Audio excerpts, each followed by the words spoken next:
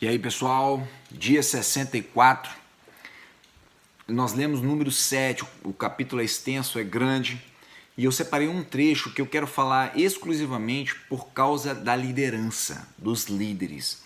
Veja o seguinte, número 7, 10, 11 e o versículo 89. Quando o altar foi ungido, os líderes trouxeram as suas ofertas para a dedicação do altar e as apresentaram diante dele. Pois o Senhor tinha dito a Moisés: cada dia um líder deverá trazer a sua oferta para a dedicação do altar. Quando entrava na tenda do encontro para falar com o Senhor, Moisés ouvia a voz que lhe falava do meio dos dois querubins, de cima da tampa da arca da aliança. Era assim que o Senhor falava com ele. Quero chamar a sua atenção aqui para a questão da liderança. Muitos de nós somos líderes. Se não somos líderes no trabalho, somos na igreja. Se não somos nem no trabalho nem na igreja, às vezes somos do lar, de casa. Às vezes os homens que estão me ouvindo são líderes em casa. Se não são, deveriam ser. Vocês, mulheres, às vezes líderes no trabalho, na igreja. E mesmo que não sejam, são líderes para os filhos. É uma liderança. É uma liderança, às vezes, para a própria família, para o vizinho. De qualquer forma, sempre tem alguém nos seguindo. Sempre tem alguém se espelhando em nós. Se tem alguém nos seguindo e se espelhando em nós, somos líderes. Aqui, Deus dá um mandamento a todos os líderes, que todos eles deveriam trazer oferta para a dedicação do altar. Por que eu chamo a sua atenção para isso? Primeiro que nós devemos ser líderes. Líderes não no sentido de mandar em pessoas, não no sentido de ter um monte de pessoas fazendo o que nós queremos para alimentar o nosso ego. Não. Nós devemos ser líderes porque esse mundo é carente de liderança. Esse mundo ele tem liderança, mas ele é carente de liderança de pessoas cheias de Deus. Esse é o fundamental. E aí Deus pede uma oferta a esses líderes. Então a pergunta que fica para nós aqui é: qual tem sido a minha oferta? E aí você pode pensar, mas está falando de dinheiro? Não, porque eles também não estão trazendo dinheiro. Eles estão trazendo um animal para ofertar, para trazer ao altar de dedicação ao Senhor. Então a pergunta é: então eu devo levar um animal? Não, Jesus já morreu na cruz do Calvário. Então eu não preciso levar um sacrifício. Porém, o sacrifício de Jesus me trouxe vida e trouxe comigo responsabilidade. Jesus nos orientou para irmos e pregarmos o Evangelho, batizando em nome do Pai, do Filho e do Espírito Santo. Então nós devemos o quê? Qual é a nossa oferta? Então, que devemos levar? As obras.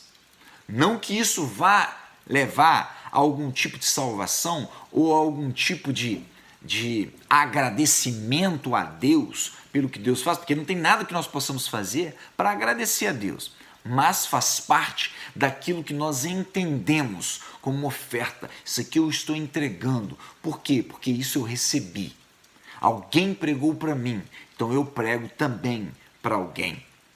Ser líder nessa geração principalmente que nós vivemos é levar Jesus, mas é um Jesus transformador, não um Jesus proibitivo ou um Jesus cheio de nome toque, não, mas um Jesus transformador, um Jesus que liberta, um Jesus que transforma. Deus espera de mim e de você liderança nesse mundo. O mundo está perdido, por quê? Porque faltam líderes, faltam pessoas que guiem os cegos. E eu e você somos chamados para isso. E aí o salmista vai falar para nós no capítulo 66, verso 6, tramam a injustiça e dizem, fizemos um plano perfeito. Esses são os que lideram este mundo. A mente e o coração de cada um deles os escondem ou o escondem. Queridos, pessoas estão sendo guiadas pelo mal, pessoas que querem o mal dos outros, que pensam no lucro, pensam no benefício, pensam nos seus egos, pensam em aparecer, pensam em ser os top da galáxia. Entretanto, Jesus nos chama para sermos líderes. E o modelo de liderança que Jesus nos chamou é um modelo de humildade. É aquele que lava os pés, é aquele que faz. Então, linkando com número 7, Jesus chama para fazermos uma oferta a Ele, uma oferta de liderança que serve. As pessoas seguem o que elas veem, as pessoas seguem os bons exemplos, as pessoas seguem aqueles que impactam e são relevantes na sua comunidade, na sua família, na sua igreja ou na sociedade. Pessoas que impactam são pessoas relevantes e esses líderes são os primeiros a fazer. Então, quer humildade das pessoas? Seja humilde. Quer que as pessoas sejam alegres? Transmita alegria. Quer que as pessoas sejam gratas? Seja grato. Quer que as pessoas trabalhe, sirva, faça para o outro o que você gostaria que fizesse para você, ok? E aí nós vamos ver em João capítulo 5, que nós lemos. Separei vários versos e vou explicando eles aqui aos poucos. O primeiro deles é: então Jesus lhe disse, levante-se, pegue a sua maca e ande. Percebe? Percebe? Jesus cura, e a partir do momento que Jesus cura, você e eu precisamos fazer algo. E a primeira coisa que nós precisamos fazer é pegar aquilo que antes nos escravizava, pegar aquilo e levar distante, sumir com aquilo da nossa vida, porque já não nos pertence mais. E é caminhar. Imediatamente o homem ficou curado, pegou a maca, começou a andar. Isso aconteceu num sábado. No sábado é o dia que o judeu não pode fazer nada. Nada. Mas o homem foi curado e Jesus falou: pega a sua maca e anda. Ele pegou a maca e andou.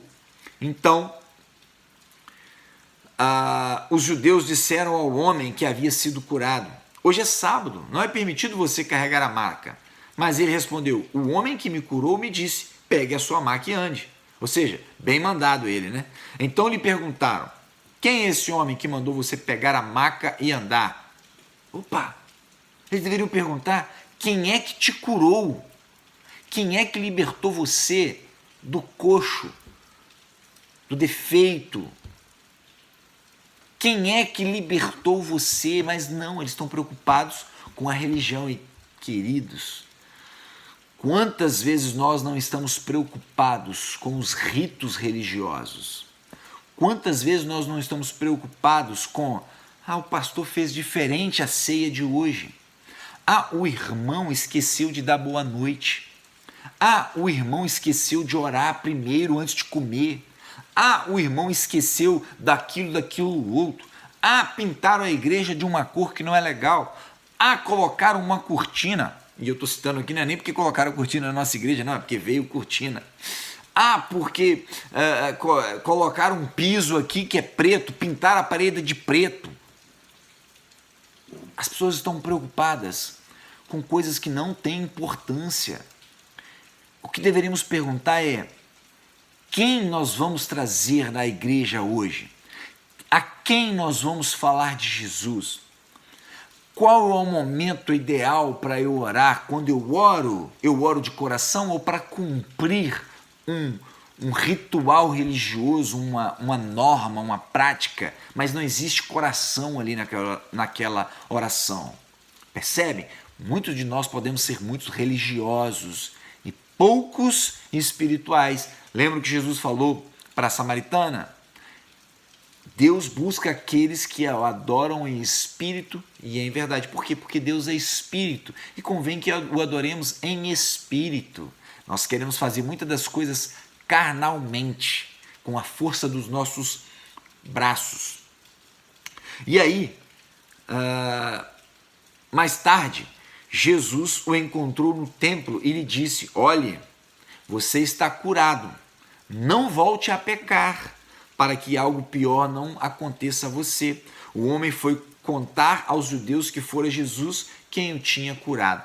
Vocês lembram que um dia eu expliquei para vocês com relação ao espírito imundo do gadareno, que Deus expulsa, né? E fala: cuidado, porque senão volta 7 vezes mais. Se eu não me engano, foi a do Gadareno.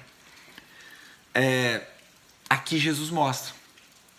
Se aquele pecado que eu praticava, Jesus me libertou, mas eu volto a praticar, o que Jesus fala? Cuidado, porque algo pior pode acontecer com você. Mais demônios virão atormentar a sua vida e você vai um abismo buscando o outro. Você vai se tornando pior. Por quê? Porque você conheceu Jesus. E eu me lembro agora de várias pessoas e líderes religiosos que conhecem a palavra de Deus, conheceram Jesus às vezes até face a face, como esse aleijado. Mas por causa de um pequeno pecado, que não houve arrependimento, por causa de um pequeno pecado que trouxe prazer, desejo e aguçou vontades, hoje estão na lama, com famílias destruídas, pessoas indo para o inferno, porque simplesmente voltaram ao pecado, voltaram ao estágio zero. Entretanto, Jesus fala, nunca mais volta ao estado zero. Você sempre vai voltar no negativo, porque fica pior. E Jesus avisa para ele, cuidado, porque pode ficar pior. E aí o homem foi contar aos judeus que foi Jesus quem o tinha curado. Ou seja, Jesus acabou de falar com ele, ele identificou quem era Jesus, e ao invés dele, cara, eu fui curado, ele faz o quê? Ele vai fofocar. Ele vai falar ladarinha, ele vai espalhar murmurinho, ele vai ser malicioso, ele vai induzindo as pessoas ao erro, ele vai espalhando veneno. Isso tem muito no nosso meio, muito. E aí, ao final do capítulo 5, e eu vou fechar com isso, Jesus diz, eu vim em nome de meu Pai, e vocês não me aceitaram. Mas se outro vier em seu próprio nome, vocês o aceitarão. Como vocês podem crer se aceitam glória um dos outros, mas não procuram a glória que vem do Deus único? Irmãos, para fechar, cuidado.